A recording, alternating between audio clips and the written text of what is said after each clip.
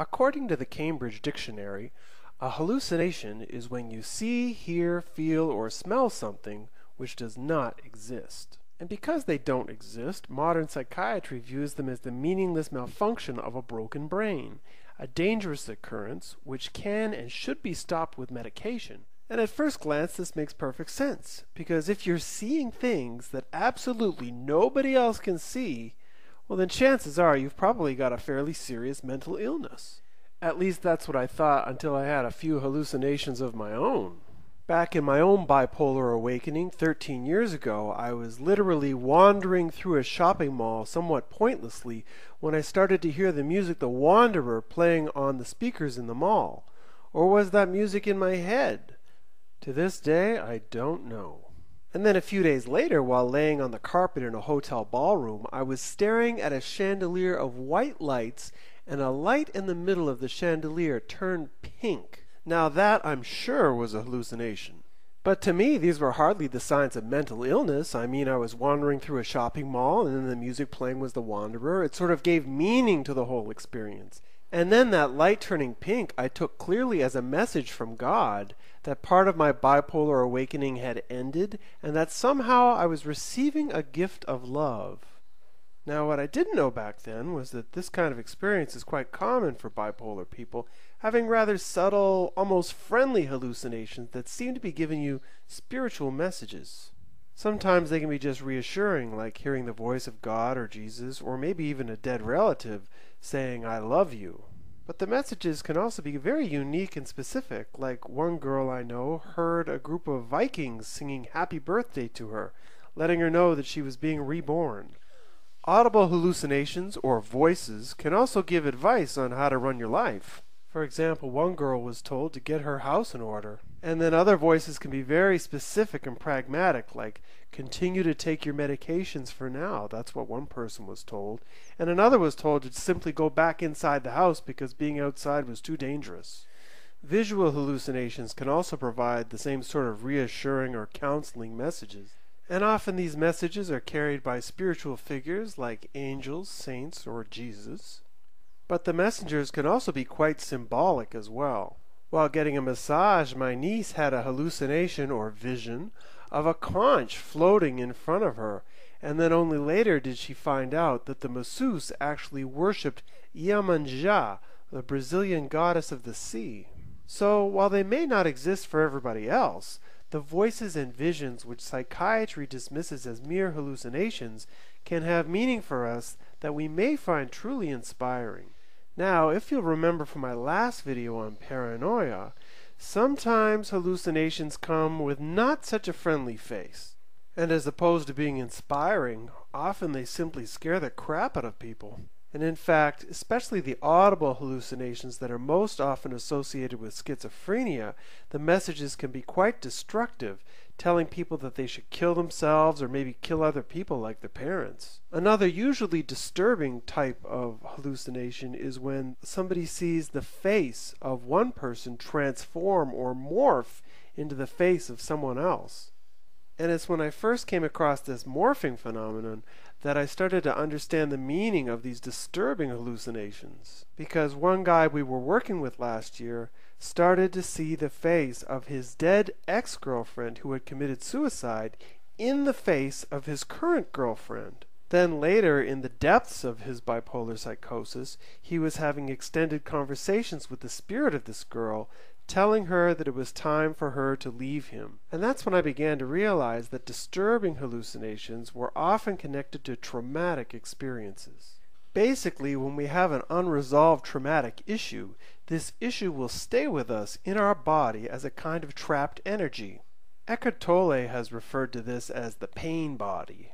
Now, every single one of us is carrying around some level of trapped traumatic energy in this pain body of ours. However, if the healing and releasing of this trauma is absolutely critical to the health of your soul, then the traumatic energy will create a hallucination, usually in the form of a voice or an image, that will force you to recognize its existence. And in this way, a hallucination can be seen as simply a strong dream of the utmost importance. It's a message of your soul that demands to be heard. And so if it demands to be heard, why does it appear to be scary or evil? Well, just like a dream that turns into a nightmare, this image is a manifestation of your own fear, and the more fearful you are of re-experiencing any particular trauma in your life, the scarier the hallucination will be. Dr. John Weir Perry was the first psychiatrist I came across which described the connection between buried trauma and hallucinations. R.D. Laing linked schizophrenia to childhood trauma back in the 1960s. And more recently, Dr. Rufus May, a former schizophrenic himself, has become somewhat famous through the documentary The Doctor Who Hears Voices, championing the idea that through therapy, audible hallucinations can be healed if you just pay careful attention to what they have to say.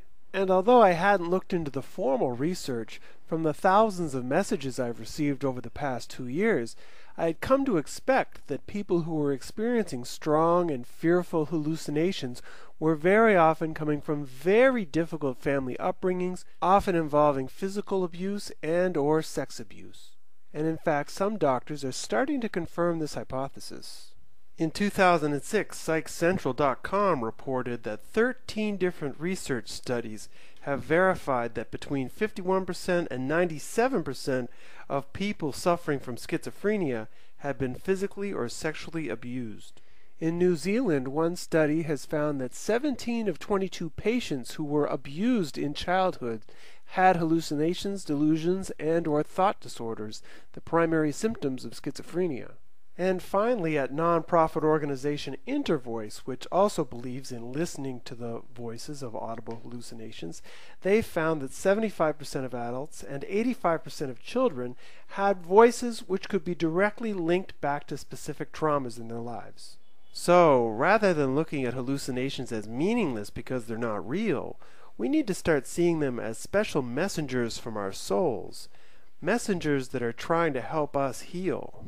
Sometimes they speak to us in gentle, reassuring ways, providing inspiration and guidance. Other times they torment us for ignoring our deepest feelings. Either way, if we ever hope to heal, we need to start listening to these messengers, paying close attention to what they have to say. And what can help you do this is to remember, first, the hallucination can never harm you. It's not a physical threat. It's a projection from you that needs to be interpreted symbolically, not concretely. Second, the dark or evil hallucinations are not here to kill the real you, but they may want to kill your ego. And sometimes it's hard to tell the difference. That's why it requires real courage to engage these spiritual forces. But once you do, then, just like all aspects of psychosis, the key to healing your hallucinations is to surrender to them. So instead of medicating yourself or praying that they're going to go away, you might want to just go to them before they come to you. To do this, you can simply lay down on your bed, get very quiet, and invite them into your life. Then, once you have their attention, you might want to start talking to them. And for one, you could ask them, well, what are you doing here? Remember, these dark energies are only feeding on your fear.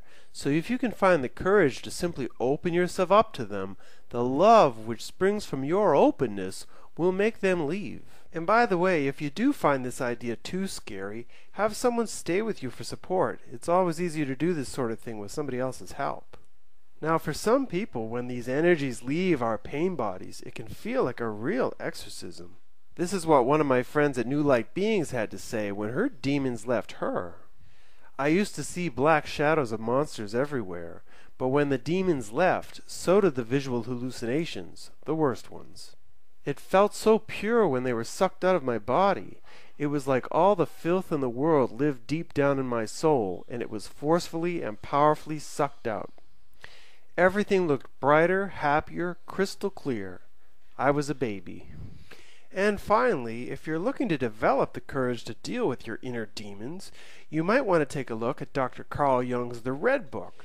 Back when Jung was a practicing psychiatrist, he started to suffer from schizophrenia himself, but instead of turning to psychiatric treatment, he began to write a diary in which he documented the intimate conversations he had with the different entities he would find in his own mind. The book also contains many images that Jung painted in order to help him integrate these buried parts of himself. Although he considered the book his finest work, He never published it, knowing that the world was not ready for what he had to say.